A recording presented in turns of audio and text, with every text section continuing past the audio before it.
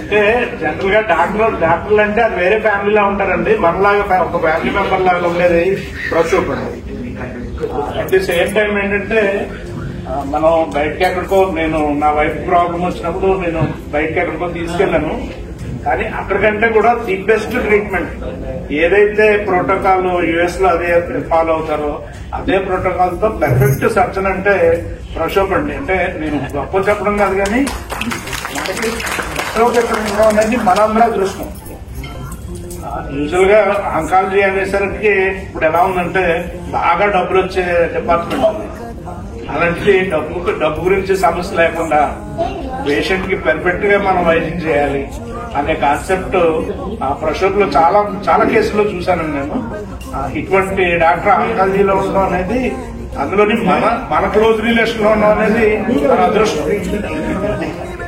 Thank you ప్రసూప్, మీరు మమ్మల్ని అందరినీ ఇలాగా గ్యాదర్ చేసి మమ్మల్ని అందరినీ మళ్ళీ కలిపారు. మీకు ఇంకా మంచి మంచి మీ చేతిలోంచి చాలా మంది ఇంకా సేవ్ అవ్వాలని మనస్ఫూర్తిగా కోరుతున్నాను. ఈరోజు ప్రసూప్ వాళ్ళ ఫ్యామిలీ మెంబర్స్ అందరూ కూడా మనందరినీ పిలిచి ఒక ఆత్మీయ సమావేశాన్ని ఈ విధంగా ఏర్పాటు చేయడం. నాకు ఒక మిత్రుడు ఒకసారి ఫోన్ చేసి, ఇక్కడ అపోలోలో మంచి ఆంకాలజీ డాక్టర్ ఉన్నారు, నా వైఫ్ కి సర్జరీ చేశారు, చాలా బాగా జరిగింది, అబ్బాయి పేరు ప్రసూప్ అలాగని నాకు ఫోన్ చేసి చెప్పారన్నమాట. అయితే మా ఇంటి పక్కన ఏదో బోర్డు కనపడుతుంటే ఆయనే ఉంటాడు అన్నాడు. ఎందుకంటే మా ఇంటి పక్కన అప్పుడే వచ్చి బోర్డు పెట్టాడు ఆయన. వాళ్ళ మామగారు అయితే ఎప్పటి నుంచో తెలుసు, కానీ నాకు తనని తెలీదు. అప్పుడు తర్వాత నుంచి తను పరిచయం అవడము, ఇంకా రెగ్యులర్ గా ఇంటి ప్రక్కనే కాబట్టి వాకింగ్ లోను అది రెగ్యులర్ గా మేము కలుస్తూ ఉంటాము. మంచి డాక్టరు ఆంకాలజీలో. అందుట్లో ఇప్పుడు క్యాన్సర్ అనేది దాదాపుగా ప్రతి ఇంటి తలుపు తట్టింది. అంటే మన కుటుంబంలో వాళ్ళు గాని, మనకు తెలిసిన వాళ్ళు గాని, మన ఆత్మీయులు గాని ఎవరో ఒకళ్ళు దాని నుంచి సఫర్ అవుతున్నారు. అది కాకినాడలో మంచి వైద్యం లభించక ఎక్కడెక్కడికో వెళ్లి తిరిగి ఇబ్బంది పడతా ఉంది. అటువంటి కాకినాడలోనే అటువంటి ఫెసిలిటీ మనకి మంచి డాక్టర్ల ద్వారా, ప్రసూప్ గారు లాంటి ద్వారా జరిగితే అంతకంటే ఏం కావాలి. అందులో రాష్ట్ర విభజన తర్వాత అన్ని మన రాష్ట్రంలోనే ఉండాలని మనం కోరుకుంటాం, మన దగ్గరే అన్ని జరగాలని మనం కోరుకుంటున్నాం. కాబట్టి తను ఇక్కడ ఉండడం అనేది కాకినాడకు ఒక అదృష్టంగా భావిద్దాం. భవిష్యత్తులో తను ఇంకా ఉన్నతంగా అన్ని ఫెసిలిటీస్ తో కలిగినటువంటి అన్ని అవకాశాలు మనం ఎక్కడికి వెళ్లకుండా ఉండేటటువంటి స్థాయికి తను వెళ్లాలని, తను తీసుకువెళ్లాలని నేను కోరుతున్నాను. కుటుంబ సభ్యులందరికీ కూడా హృదయపూర్వకంగా మంచి జరగాలని, ఆ దేవుడు వారికి ఆయురారోగ్య ఐశ్వర్యాలు ఇవ్వాలని కోరుకుంటున్నాను.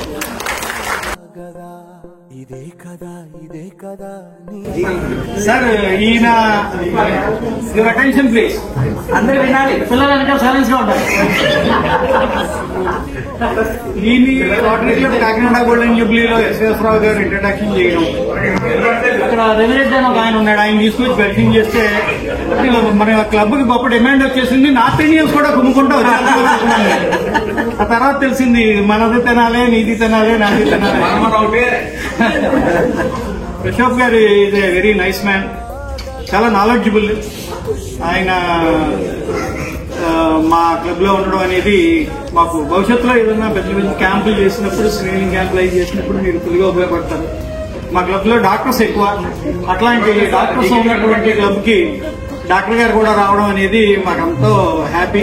తర్వాత అన్నిటికన్నా ఆయనకి చాలా మాతో తిరగాలని, పార్టీలకు రావాలని, లేదంటే వాకింగ్ చేయాలని ఉంటుంది. కానీ ఆయన ప్రొఫెషన్ వల్ల ఆయన కొన్ని చేయలేకపోతున్నారు, కొన్ని చేస్తున్నారు. అప్పుడప్పుడు లాక్కెళ్తా ఉంటాం, కానీ కొంచెం ఎక్కువ కేటాయించాలి. ప్రొఫెషన్ కన్నా సోషల్ లైఫ్ కూడా ఎక్కువ కేటాయించాలి. Happy birthday sir. అందరికీ నమస్కారం. మా అల్లుడు గారు మా కొడుకుతో సమానమైన అంత బాగా కలిసిమెలిసి మా ఇంట్లో పెద్ద కొడుకులాగా నాకు ఉంటారు. ఎక్కడికన్నా వెళ్ళాలన్నా ఆయనే తీసుకెళ్తాడు. ముందు మా అబ్బాయి కంటే ముందు అందరూ కలిసి ఉండాలని ఇదండి. నేను కోరుకుని పెళ్లి చేసుకున్నాను. అటు సైడ్ అబ్బాయిని చేయడం ఏంటని అడిగారు అందరూ. కాదు, నాకు చదివే ముఖ్యం, ముందు చదివిన తర్వాతే అన్నీనని నేనే కోరుకుని పెళ్లి చేసుకున్నాను. ఇప్పుడు చాలా మంచి, ఇప్పుడు మా వారు కూడా నేను మంచి ఐడియాతో చేస్తామని చెప్తా ఉంటారు.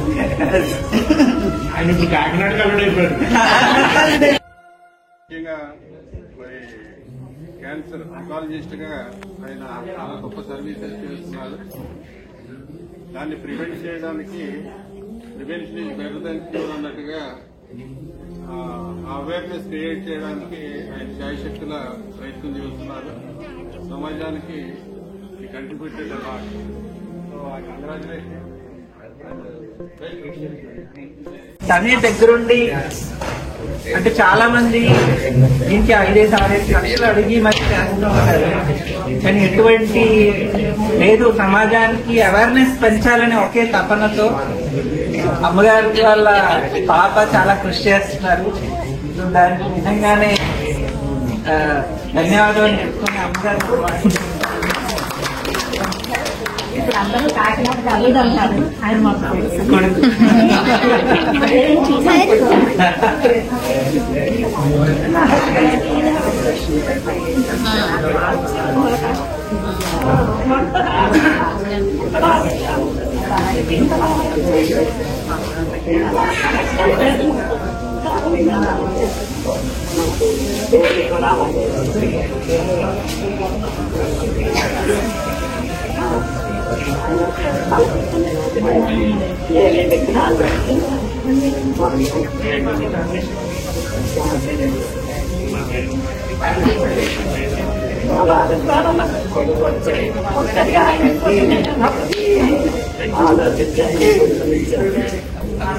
ఒక అబ్బాయిగా బాధ్యత తీసుకున్నానండి.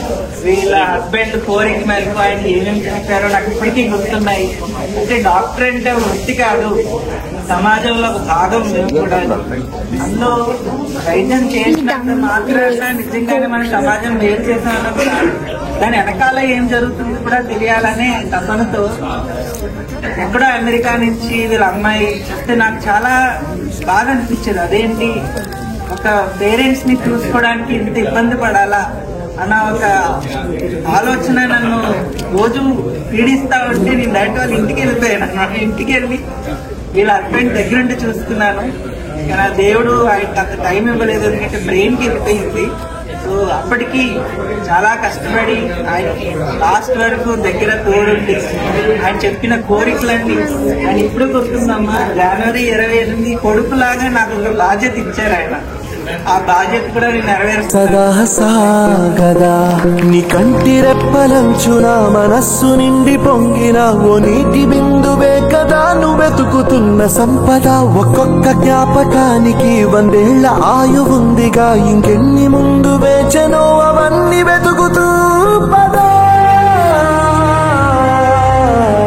మనుష్యులందు నీ కథ మహర్షిలాగా